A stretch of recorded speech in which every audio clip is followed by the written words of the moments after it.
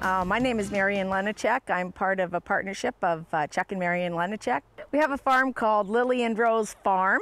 That started out in 1995 with us and 3 little kids on the family farm that my husband's grandfather had come to many, many moons ago. Our barn behind me was built in 1915, as well as the house that we live in. It's raised many children over the years, but things have changed. It's now an organic farm, and we've been running it, as I said, since actually 1992 we started farming it. And at about 1996 we decided that we better get something for the kids to have for entertainment, so we brought in some sheep. We also brought in ducks, and we brought in chickens, all kinds of good things to keep them from getting into too much mischief. As you can see behind me, these are some of our sheep that we have. We have the breed Dorset. It's a good old English variety, very hardy. They do well on Saskatchewan winters. They're very good mothers. They birth between 1 and 2 babies in the springtime. We've always thought that spring was the best time, but we have bred our ewes at pretty much every month of the year. So we've delivered babies anywhere from November through to August.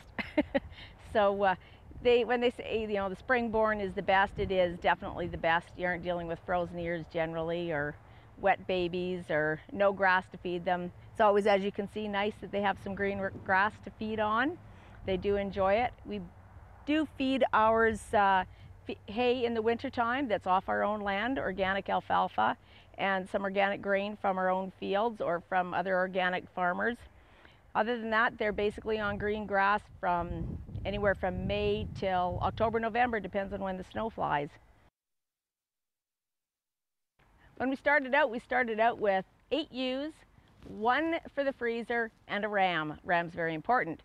We've built ourselves up and gotten as many as 140 ewes, which means that you have between around the 200 mark for your lambs. Of course, you've got to find a market for all that meat, and we've generally farm gated ourselves. We've never dealt with a board to deal with our sheep and our lamb meat, of course. So we had to work really hard to start with to find the places to take our animals to and to get the right market that worked for us.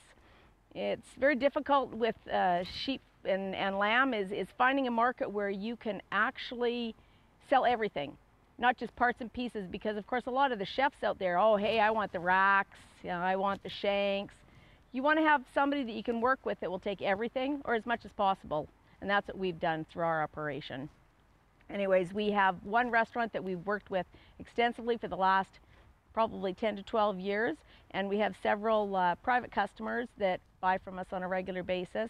So generally our animals that go to our chef go whole carcass. He takes all the animal, he uses everything. He uses the bones to make his roux. He's got everything processed really nicely, does some sausages, and we do the same thing. We have sausages, we have stewing meat. Every customer is different. They want something unique, and we've tried to provide different products for our customers. We do some sausages with spices in them. We've done shishlaki idea, so we've done some what I call marinated lamb pieces. So we try to keep everybody happy. This gate gets opened many, many times over the course of the year. It's been changed many, many times over the years. The kids know how to do it. They can do it in their sleep now. Gets opened, gets closed. It's the old-fashioned way of doing things. We actually even have a well that we pump still by hand. Our kids know how to do things the old-fashioned way. In a way, it's good. Modernization is good for some, but we felt that with a small operation, the old-fashioned way is very handy. We have a small farm. We've only got 1 section of land, 4 quarters all housed nicely together. Small machinery, keeping it simple. But a few years ago, well, 10 years ago to be exact, we decided that we better add on to the operation, find something extra to do. We were processing grain elsewhere and decided that we weren't happy with the way things were going. So we decided that we were going to clean our own grain.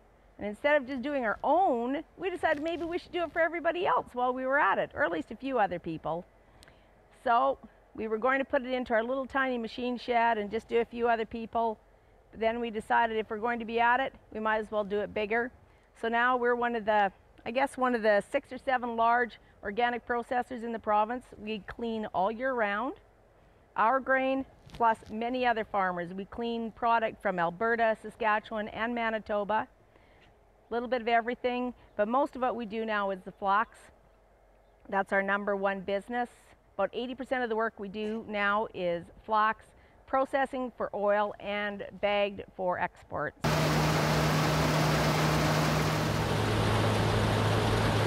Thinking back on when we started this facility and how we spent a whole year going to other cleaning plants and asking guys, what did you do right? What did you do wrong? What do you wish you'd put in and what you wish you'd never done? So that's how we went forth when we put our place together.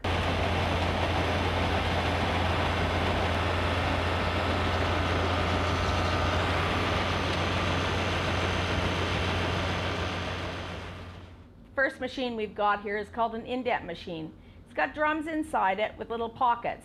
So it's going to pick based on size, and what fits in the pocket is going to be a good product that's going to go on to the next machine, and what falls through is garbage. Up above, it also has what's called an aspirator. So that provides air and blows out some of the light trash. It also picks out big sticks and things that don't fit into the machine.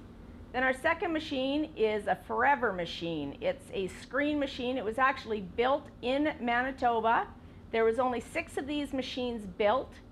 It's called a double deck air and screen machine. So it actually has 2 setups so that it actually processes a little bit more product. We go to the last machine, which is called a gravity table. This machine comes from actually Saskatchewan. It's a Garrett gravity table. It runs with air and a vibration system that shakes the heavier product to the one side and the lighter product to the other side, which takes it from export grade to food grade. This is where all the bagging gets done for export. Basically, it can be anywhere in Canada, the United States, or Europe. You do anywhere from 25-pound to 25 kg bags. And for the organic industry, we use a 3-ply paper bag that's stitched, and of course then you have a label on. This is one of ours actually. This is some wheat of ours we're doing up. So it has our farm name, who we're certified by, what the product is, the lot number, the weight, and the fact that it's a product of Canada. Label on, stitch away, like so. Then it gets put on here.